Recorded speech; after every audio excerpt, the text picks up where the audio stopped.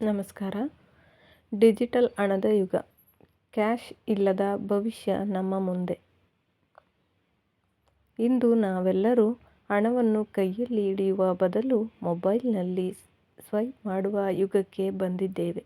Digital ಪೇಮೆಂಟ್ಗಳು, crypto currency ಹಾಗೂ UPI ವ್ಯವಸ್ಥೆಗಳು ನಮ್ಮ ದಿನನಿತ್ಯದ ಬದುಕಿನ ಅವಿಭಾಜ್ಯ ಅಂಗಗಳಾಗಿವೆ. ಆದರೆ ಇದರ ಹಿಂದಿರುವ ತಂತ್ರಜ್ಞಾನ ಎಷ್ಟು ಬಲಿಷ್ಠ ಮತ್ತು ಭವಿಷ್ಯದಲ್ಲಿ ಹಣದ ರೂಪ ಹೇಗಿರಬಹುದು ಎಂಬುದನ್ನು ತಿಳಿಯೋಣ.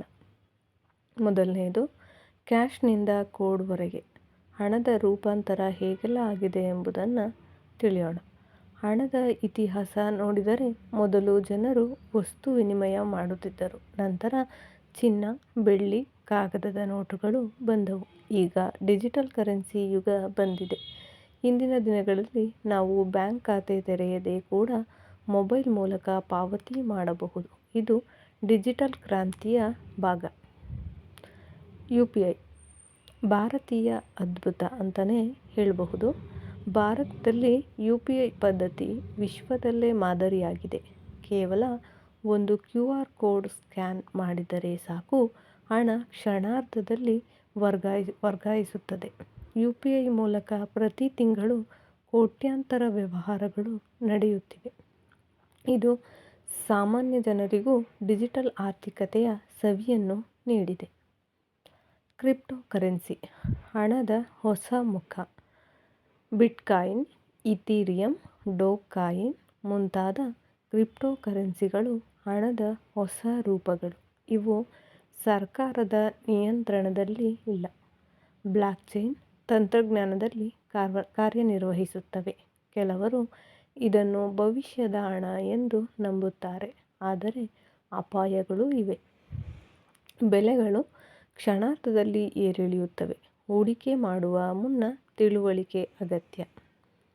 ಸೈಬರ್ ಸುರಕ್ಷತೆ ಇದು ಅತಿ ಮುಖ್ಯವಾದಂತಹ ಅಂಶ. ಹಣ ಡಿಜಿಟಲ್ ಆದಂತೆ ಸೈಬರ್ ಅಪರಾಧಗಳು ಕೂಡ ಹೆಚ್ಚಾಗಿವೆ. ಪಾಸ್ವರ್ಡ್ ಹ್ಯಾಕಿಂಗ್, ಫಿಶಿಂಗ್ ಮೆಸೇಜ್ಗಳು, ನಕಲಿ ಆ್ಯಪ್ಗಳು ಇವುಗಳಿಂದ ಎಚ್ಚರಿಕೆಯಿಂದ ಇರಬೇಕು.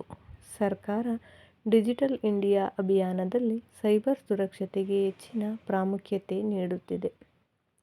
ಭವಿಷ್ಯದಲ್ಲಿ ಏನಾಗಬಹುದು? ನಮ್ಮ ಮುಂದಿನ ಪೀಳಿಗೆಗೆ ನೋಟು ಅಥವಾ ನಾಣ್ಯಗಳ ಅಗತ್ಯವೇ ಇರದಿರಬಹುದು. ಕೃತಕ ಬುದ್ಧಿಮತ್ತೆ ಅಂದರೆ AI ಮತ್ತು ಬ್ಲಾಕ್ಚೈನ್ ಸಹಾಯದಿಂದ ಸ್ಮಾರ್ಟ್ ಪೇಮೆಂಟ್ಗಳು ಸಿಸ್ಟಮ್ಗಳು ಝೀರೋ ಅಭಿವೃದ್ಧಿಯಾಗುತ್ತಿವೆ. ಬ್ಯಾಂಕ್ಗಳಿಲ್ಲದೆ ಜನರು ಪರಸ್ಪರ ನೇರವಾಗಿ ವ್ಯವಹಾರ ನಡೆಸುವ ದಿನಗಳು ದೂರದಲ್ಲಿಲ್ಲ. ಒಟ್ಟಾರೆ ಸಾರಾಂಶ, ಡಿಜಿಟಲ್ ಹಣದ ಯುಗವು ನಮಗೆ ವೇಗ, ಸುರಕ್ಷತೆ ಮತ್ತು ಸೌಲಭ್ಯ ತಂದಿದೆ. ಆದರೆ ಜವಾಬ್ದಾರಿ ನಮ್ಮದೂ ಇದೆ. ಜಾಗೃತೆಯಿಂದ ಬಳಕೆ ಮಾಡಿದರೆ ಮಾತ್ರ ಈ ತಂತ್ರಜ್ಞಾನ ನಿಜವಾದ ಆಶೀರ್ವಾದವಾಗುತ್ತದೆ. ಧನ್ಯವಾದಗಳು. ಇನ್ನಷ್ಟು ಮಾಹಿತಿಗಾಗಿ ನಮ್ಮ ಚಾನಲನ್ನು ಸಬ್ಸ್ಕ್ರೈಬ್ ಮಾಡಿ, ಶೇರ್ ಮಾಡಿ, ಲೈಕ್ ಮಾಡಿ, ಕಮೆಂಟ್ ಮಾಡಿ.